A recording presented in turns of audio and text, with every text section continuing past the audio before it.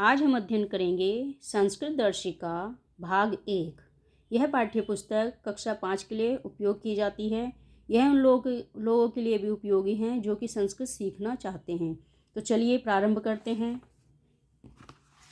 यह उन लोगों के लिए बहुत ही उपयोगी होगी जो कि संस्कृत सीखना चाहते हैं, जिनको संस्कृत नहीं आती। यदि आपको हिंदी आती है तो आप संस्कृत बहुत ही आसानी से सीख सकते हैं। तो चलिए पाठ को प्रारंभ करते हैं। प्रथम पाठः संस्कृत वर्णमाला।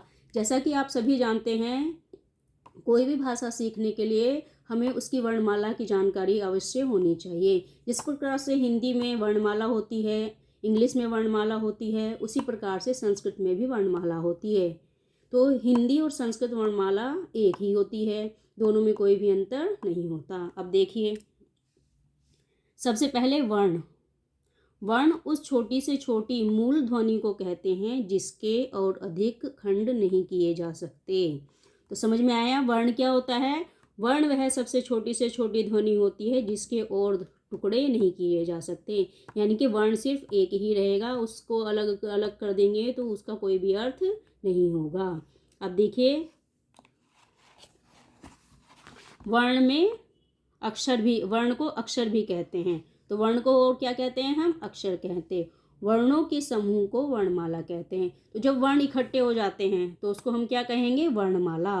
तो कोई भी भाषा जो होती है उसकी क्या होती है? एक वर्णमाला होती है। तो वर्णमाला क्या होती है? वर्णों का सार्थक समूह, यानी कि उनका कोई ना कोई अर्थ होना आवश्यक है, तभी वो वर्णमाला कहलाएगी। तो समझ में आया आपको? तो वर्ण क्या होते हैं? वर्ण भाषा की सबसे छोटी इकाई होती है और उनको क्या कहा जाता है? अक्षर भी कहा जाता है। और जब वो समूह में इकट्ठे हो जाते हैं, एकत्रित हो जाते हैं और क्रम के अनुसार और सही क्रम के अनुसार वो होते हैं तो वो कहलाती है वर्णमाला। तो समझ में आया? वर्ण भाषा की सबसे छोटी इकाई जिनको अक्षर भी कहा जाता है और वर्णों का समूह वर्णमाला। अब देखिए वर्ण के भेद। वर्ण के मुख्यतः 2 भेद होते हैं। तो कितने भेद हुए? 2। तो कौन कौन से होते हैं? देखिए, एक तो स्वर होते हैं और दूसरे व्यंजन होते हैं। अब सबसे पहले देखेंगे हम स्वर। स्वर क्या होते हैं?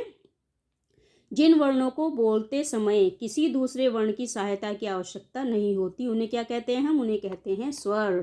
तो वो क्या कहलाते हैं? स्वर। तो इन वर्णों को जो है किसी दूसरे वर्ण की आवश्यकता नहीं होती है, ये स्वतंत्र होते हैं। इनमें जो है हम दूसरे वर्ण को नहीं लेंगे, लेकिन जो व्यंजन होते हैं उनमें स्वरों की आवश्यकता होती है यदि हमें उनको बोलना है और लिखना है। लेकिन जो स्वर होते हैं उनको दूसरे व्यंजन की आवश्यकता नहीं होती। अब देखिए संस्कृत भाषा में कितने स्वर होते हैं? तो संस्कृत भाषा में कुल 13 स्वर होते हैं। ये कौन कौन से होते? अ, आ, छोटी, बड़ी, छोटाऊ, बड़ाऊ, रिरी, रिरी, ऋ, ए, ऐ, ओ, औ। तो ये क्या हो गए हैं? ये हो गए हैं स्वर। तो जो भी हम व्यंजन लिखते हैं वो इन स्वरों की सहायता से ही लिखा जाता है, अन्यथा कोई भी व्यंजन नहीं लिखा जाएगा। तो समझ में आया स्वरों का महत्व क्या होता है किसी भी भाषा में? तो यही स्वरों का महत्व है कि व्यंजन यदि आपको लिखना है तो आपको स्वरों की सहायता लेनी ही पड़ेगी। तो वो आगे चल के आपकी समझ में आएगा।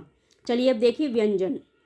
तो जिन वर्णों को बोलते समय स्वरों की सहायता की आवश्यकता होती है, जैसा कि अभी मैंने ऊपर समझाया था आपको कि जो हम व्यंजन लिखते हैं तो स्वरों की हेल्प से लिखते हैं, स्वरों की सहायता से लिखते हैं।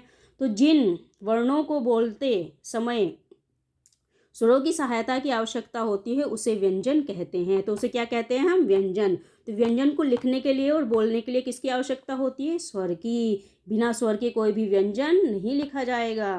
तो समझ में आया आपको स्वरों की आवश्यकता क्यों होती है? अब देखिए व्यंजन। व्यंजन के भी अलग अलग भेद हैं। जिस प्रकार से वर्ण के भेद हैं उसी प्रकार से व्यंजन के भी अलग अलग भेद होते हैं। तो सबसे पहले क्या होते हैं? स्पर्श व्यंजन। तो स्पर्श का अर्थ होता है जैसे हम बोलते हैं तो वो जो हमारी जो टंग होती है वो चारों तरफ स्पर्श करती है, तो वो कहलाते हैं स्पर्श व्यंजन। उसके बाद है अंतस्थ व्यंजन। तो अंतस्थ व्यंजन के बारे में भी, और ऊष्म व्यंजन।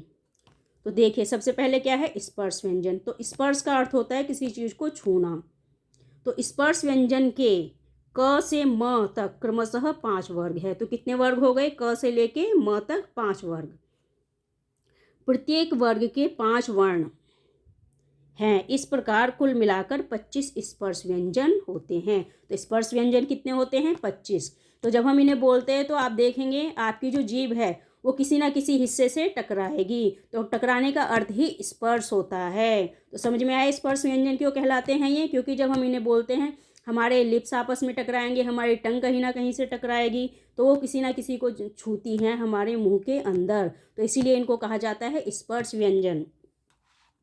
अब देखिए स्पर्श व्यंजन कौन कौन से होते हैं। तो ये हैं क वर्ग। क वर्ग में क्या आता है? क, ख, ग, घ, ण। इसके बाद आ जाता है च वर्ग। च में क्या आता है? च, छ, ज, झ, ण। इसके बाद ट वर्ग। ट, ठ, ड, ढ, ण। प वर्ग। प, फ, ब, भ, म। इसके बाद क्या आ जाता है? त, थ, द, ध, न। तो ये सब क्या हो गए हैं? ये हो गए हैं स्पर्श व्यंजन।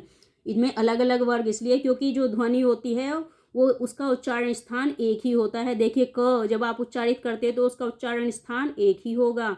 ट जब आप उच्चारण करेंगे तो उसका उच्चारण स्थान एक ही होगा और ध्वनि भी लगभग समान होगी। उसी प्रकार से प वर्ग का भी उच्चारण स्थान प लिप्स से है तो प, फ, ब, भ, म। लिप्स से ही आप देखेंगे, दोनों होठ आपके जुड़ेंगे तभी आप प वर्ग बोल पाएंगे। तो समझ में आया हिंदी भाषा और संस्कृत भाषा इसीलिए विशिष्ट है क्योंकि इसका उच्चारण स्थान जो है वो भी एक ही है सारों का। देखिए च, इनका भी इसी प्रकार से, त वर्ग इसी प्रकार से है। तो समझ में आया? तो ये हो गए स्पर्श व्यंजन। तो ये कितने हैं? भाषा हैं ये हिंदी भाषा में 25 स्पर्श व्यंजन हैं। अब देखिए अंतस्थ व्यंजन। तो अंतस्थ व्यंजन 4 होते हैं। तो कितने होते हैं? 4। य, र, ल, व। अब देखिए आप सोच रहे होंगे अंतस्थ व्यंजन क्यों कहलाते हैं? तो अंतस्थ का मतलब होता है जब हम अंतस्थ व्यंजन बोलते हैं तो आवाज़ कहाँ से निकलती है? आपके गले के अंदर से निकल रही है। य, र, ल, व। उच्चारण स्थान कहाँ है? आपका गला है, तो गले के अंदर से ये निकल रहे हैं, इसीलिए क्या हो गए? अंतस्थ, यानी कि अंदर से आने वाले व्यंजन। अब उसके बाद है ऊष्म। ऊष्म का अर्थ होता है ऊर्जा या गर्मी। तो जो व्यंजन बोलने से ऊष्मा पैदा होती है उसे कहते हैं ऊष्म व्यंजन। तो ऊष्मा कहाँ पैदा होती है? हमारे मुंह के अंदर। तो ऊष्म व्यंजन भी 4 होते हैं। कितने होते हैं? 4। श, स, स, ह। तो जब आप इनको बोलेंगे तो देखेंगे आप एक सीटी सी बजती है। जो सीटी बजती है उससे क्या पैदा होती है? उससे पैदा होती है गर्मी, इसीलिए कहलाते हैं ये ऊष्म व्यंजन। तो समझ में आया? ऊष्म व्यंजन ऊष्म क्यों होते हैं? तो इसीलिए ये ऊष्म व्यंजन कहलाते हैं।